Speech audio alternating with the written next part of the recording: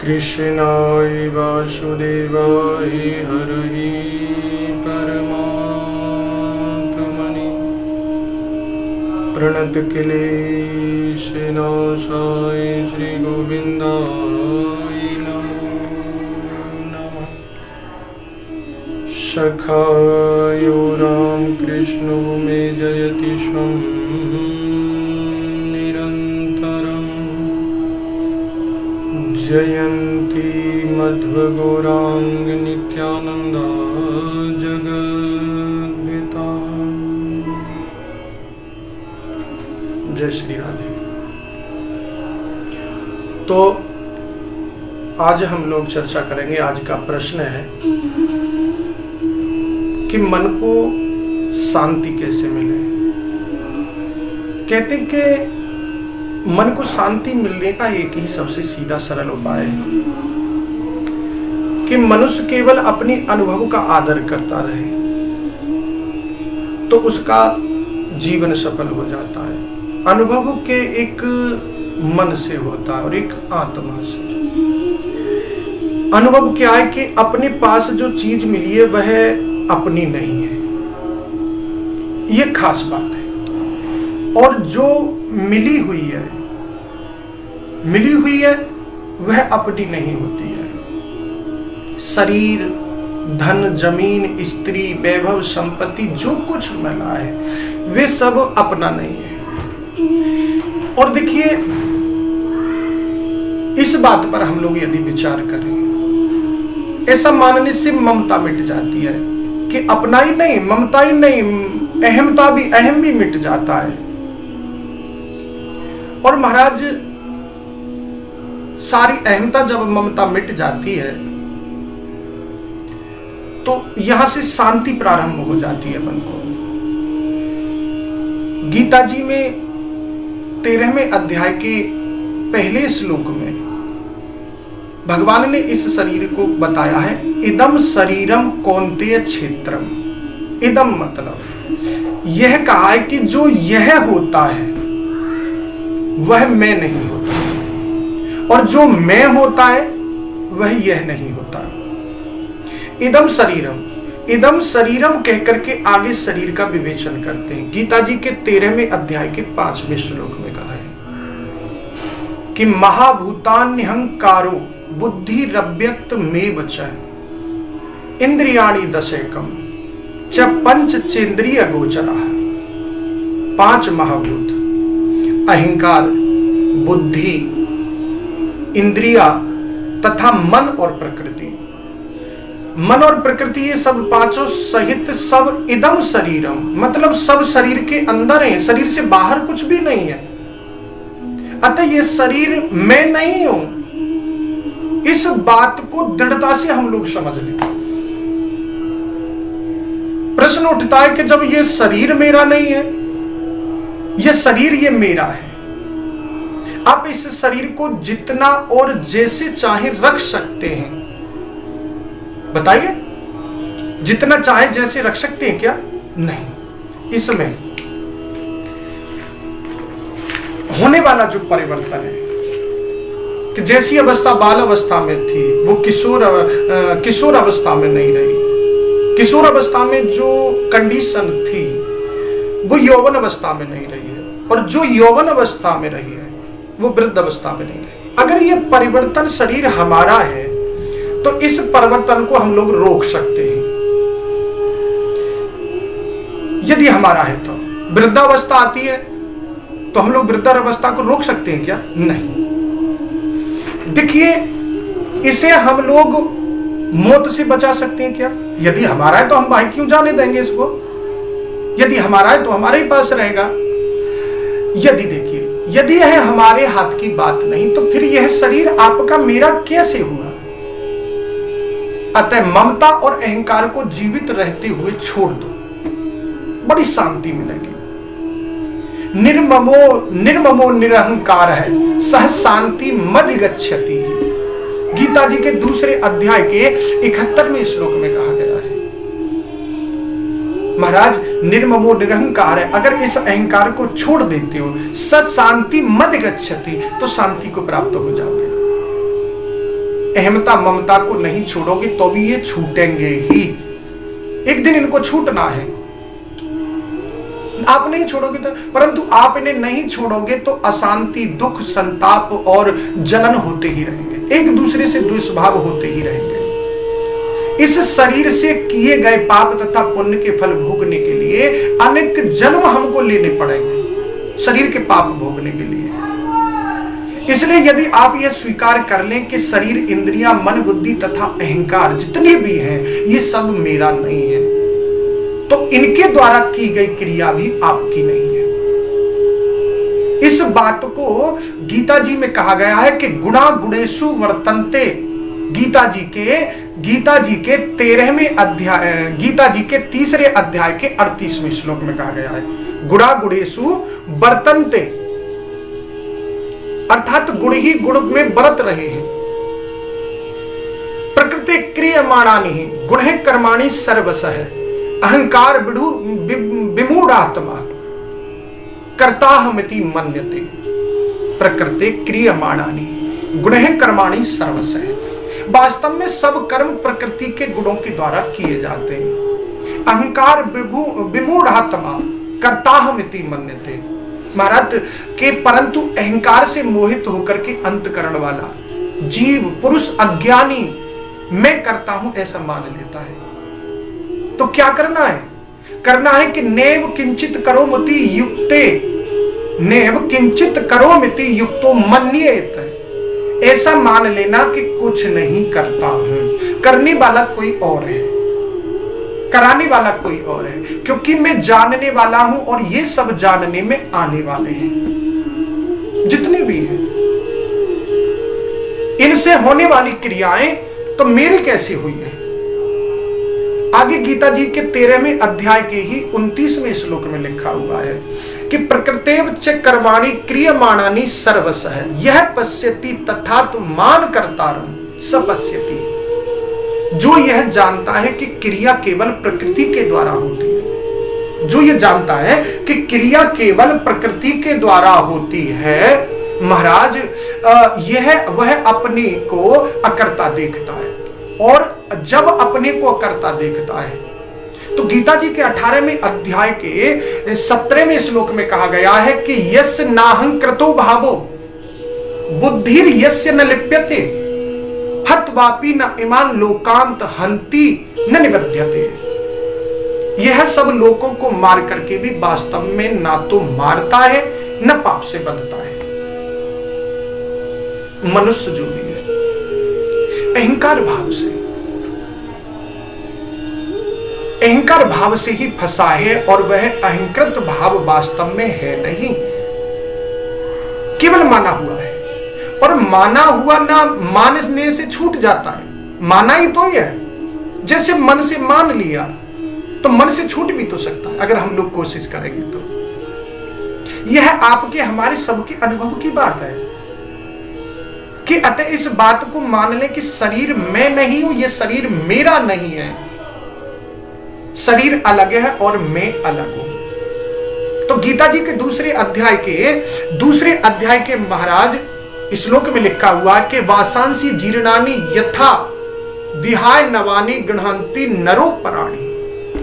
जैसे मनुष्य फटे कपड़ों को छोड़कर के नए कपड़े धारण कर लेता है तो कपड़ा मैं नहीं होता, इसी प्रकार शरीर भी मैं नहीं और मेरा नहीं है। यदि मैं और मेरापन बढ़ाते रहोगे कि मैं बढ़ जाऊंगा, मैं पढ़ जाऊंगा, पंडित बन जाऊंगा, व्याख्यान दाता बन जाऊंगा, ऊंचा बन जाऊंगा, धनवान बन जाऊंगा और मेरे धन हो जाएगा, संपत्ति हो जाएगी, परिवार हो जाएगा, महाराज ये सब बेकार की बात है।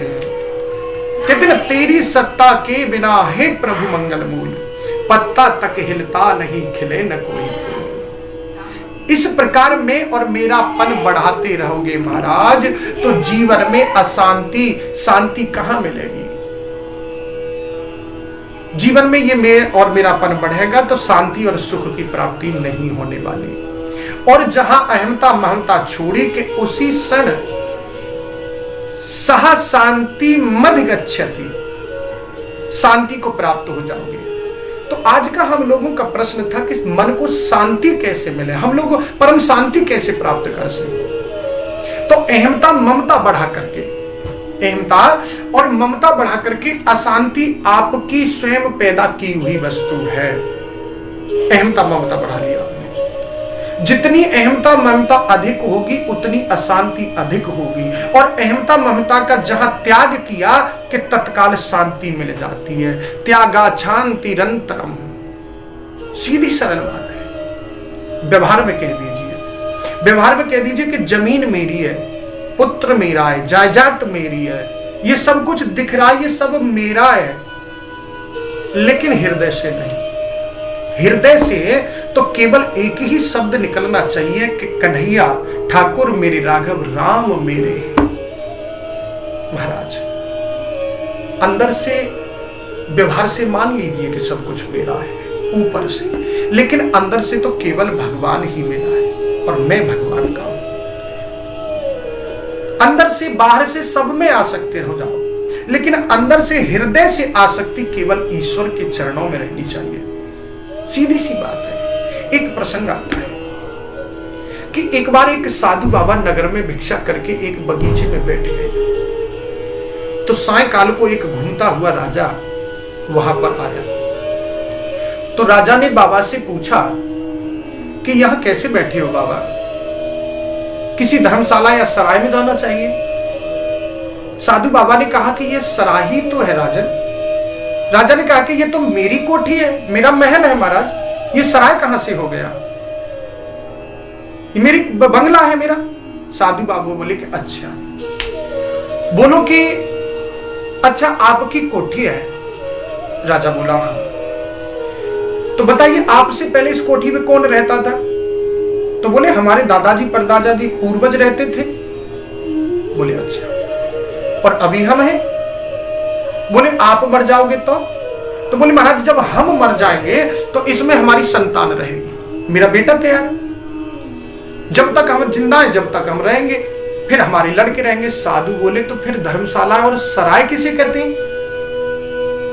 एक आया एक गया, राजा बोला। सराय किसे कहते हैं, एक आया और एक गया, यही सराय और धर्मशाला की रीति है।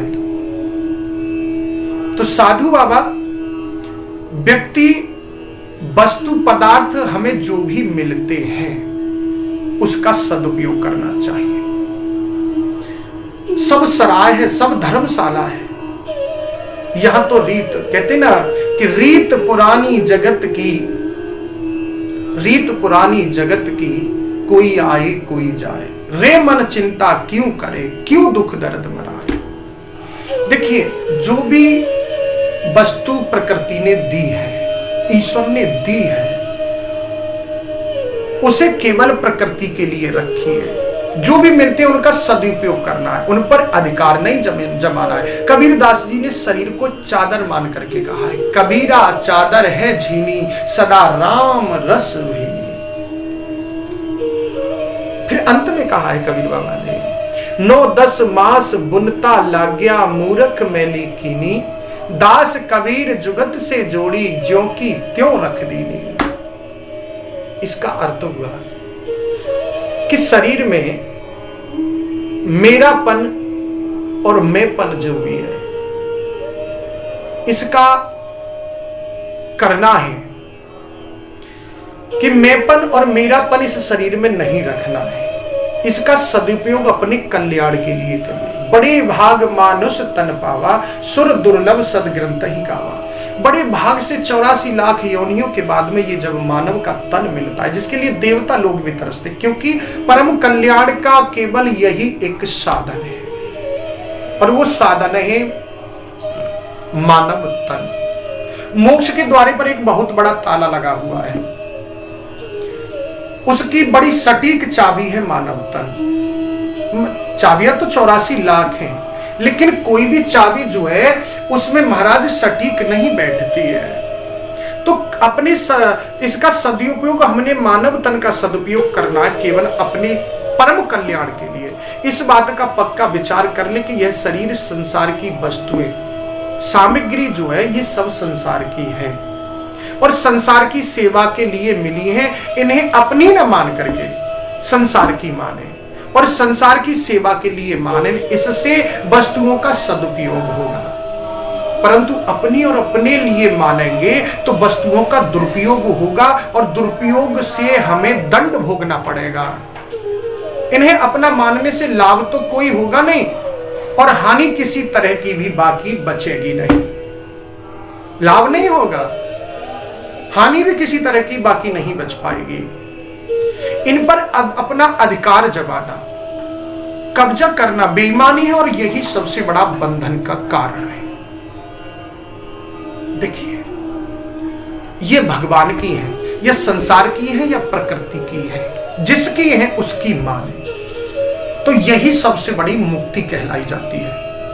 देखिए, भक्ति योग में ये सारी वस्तुएं भगवान की हैं, कर्म योग में ये सारी वस्तुएं संसार की हैं और ज्ञान योग में ये सारी वस्तुएं प्रकृति की हैं। अतः इन्हें अपनी तथा अपने लिए न माने। ये जिसकी है महाराज उसकी रहने दीजिए, अपना इसका उपयोग करिए, सदुपयोग करिए, दुरुपयोग नहीं है। दुरुपयोग कब होगा? जब हम लोग अपनी मान करके इसको यूज करेंगे। एक दूसरी बात है कि हम इस शरीर तथा वस्तुओं से सुख लेना चाहते हैं, जो भी है, परंतु यह मानव शरीर तथा इसकी सामग्री सुख तथा भोग के लिए नहीं है। ये तो महाराज केवल ईश्वर का भजन करने के लिए है, उस ठाकुर की प्रेम प्राप्ति करने के लिए है। लोग कहते कि महाराज किस लिए हम लोग भजन पूजा पाठ करते हैं? अरे महाराज बोले कि कुछ लोग कहते कि भगवान की प्राप्ति के लिए। अरे मूर्ख, भगवान तो सदैव मिला ही हुआ है। जिस दिन भगवान करके छोड़ करके चला गया उस दिन मानव जीवन का अस्तित्व खत्म हो जाएगा। जिस दिन तुझको भगवान ने छोड़ दिया, तो ये जितनी भी वस्तुएं ये सब संसार की हैं, इनका भोग संसार के लिए करना चाहिए। यही तन कर फल विषय न भाई, यह तो दूसरों को सुख देने के लिए तथा दूसरों की सेवा के लिए मिली है हम लोगों को। यदि सुख भोगना चाहो तो स्वर्ग में चले जाओ और दुख भोगना चाहो तो महाराज नरक में चले जाओ। अगर सुख और दुख दोनों भोगना चाहो तो महाराज मनुष्य शरीर में आ जाओ, सुख दुख दोनों मिलेंगे।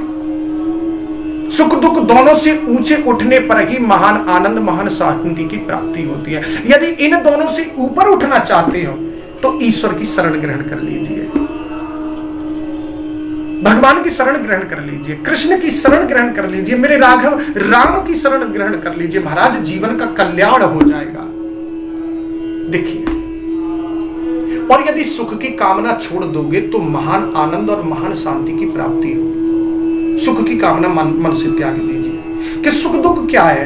कि मन की अनुकूलता में सुख है। कोई कारण है भाई महाराज मन के अनुकूल नहीं हुआ तो मन के अनुकूल हो गया तो सुख है, और मन के प्रतिकूल हो गया तो इससे बड़ा कोई दुख नहीं है। देखिए, अतः शांति का उपाय यह है कि शरीर मैं नहीं हूं, शरीर संसार मेरे नहीं है और मेरे लिए भी नहीं है। मुझे दूसरों से सुख लेना नहीं है, अपितु दूसरों को सुख देना है। कहते ना कि संसार के लोगों से आशा न किया करना, जब कोई ना हो अपना, सिया राम जपा करे नाम। महाराज